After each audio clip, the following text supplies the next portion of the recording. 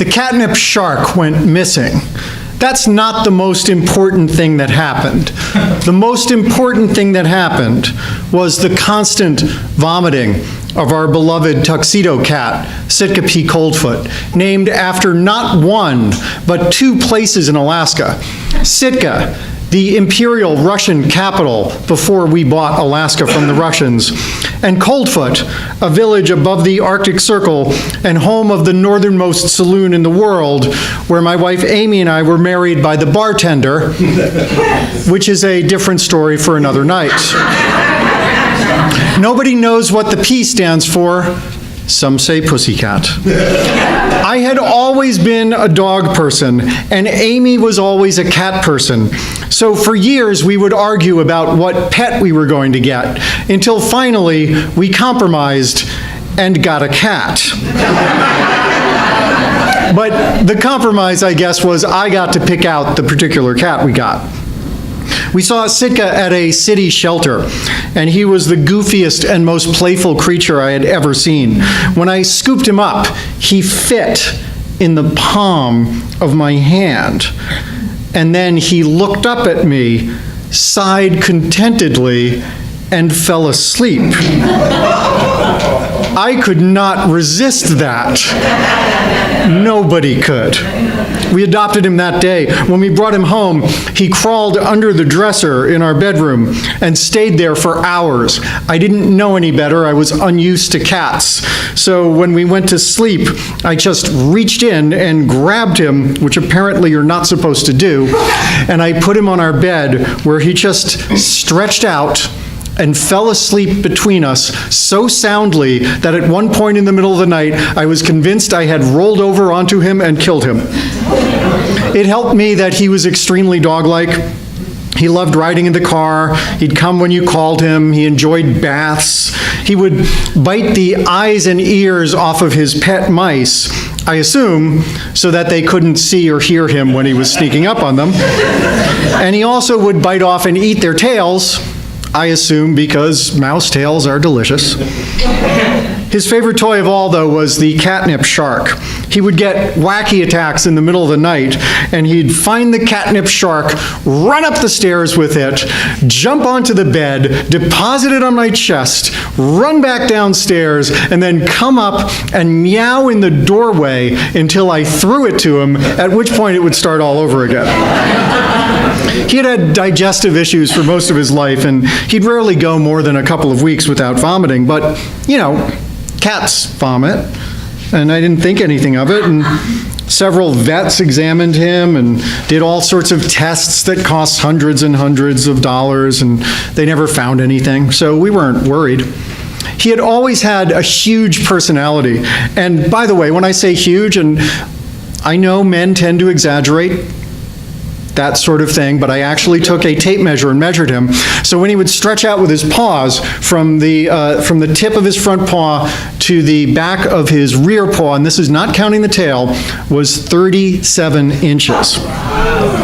He had always had a huge personality, and when we'd come home, he would just flop down in front of us next to the door and refuse to let us pass until we paid what I came to call the belly toll. But the vomiting got worse and worse until it was happening every other day and then every day, and then he lost all interest in food, so we would give him the juice from cans of tuna, and we'd cook him hamburger and make him chicken broth and feed it to him from a little dropper. We brought him back to the vet, and he had lost almost a quarter of his body weight in under 2 weeks. They gave him a steroid shot to stimulate his appetite, and that night, it worked. I mean, if they'd had feline medical marijuana, we would have tried that, but they didn't at the time. And they gave him the shot, and he seemed to rally. He ate a full meal. He suddenly had energy. He wanted to play. I tried to find the catnip shark, but we couldn't find it anywhere, and then Amy and I realized we hadn't seen it in weeks. We had to get up early the next morning. I had to bring Amy to the airport by 6:30 a.m. And on that last night, Sitka somehow dragged himself upstairs to be with us, no matter what. He always loved being in the same room with us. When we got up, he looked awful. Amy held him and talked softly to him.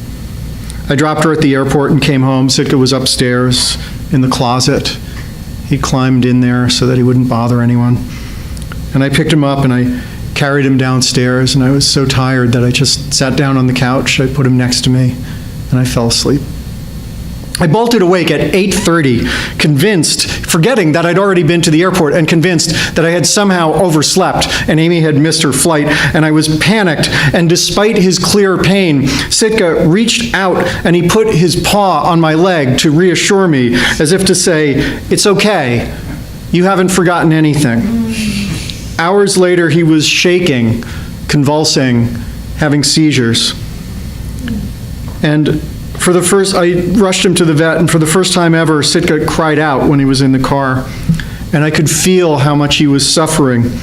So his pain was so heartbreaking that I opened up his little carrier and I put my hand in over his body. And I told him it was okay. I said I loved him and I was getting him help. And then I had to take my hand out because I still have a stick car. And when I got off the highway, I had to downshift and turn. And when I put my hand back, it took me a full 10 seconds to realize that he was still breathing. And that's when I told him that if he had to go, he could go. But if he could hang on, I was going to get him help. And I got to the vet, and I rushed him in there, and they took him in the back, and I left him there for observation. And they stabilized him. He seemed to be doing okay. And then he had another attack and even worse seizures a few hours later. And two of the best feline veterinarians in the city worked on him for almost an hour, but they couldn't save him. And they had no explanation. There was no clear cause of death. Despite the popularity of the term fur baby, I recognize that it's wrong to compare children and animals. Children are people, and people are complicated, and pets are simple and much purer. They love you with every ounce of their little hearts. They dig their claws into your soul and never let go. That night, I fell asleep on the couch underneath Sitka's favorite blanket, next to his cat tree with all of his toys strewn about the floor. For a little guy, he sure cast a long shadow.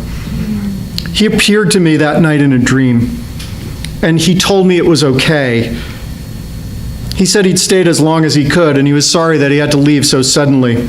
He said he was supposed to go earlier, but he stayed. He thought we needed more time with him, so we got extra time. Our victory was that he stayed as long as he could. I told him in the dream that I felt that I'd failed him, that I was sorry we'd lost him, and he told me the important things in life can never be lost.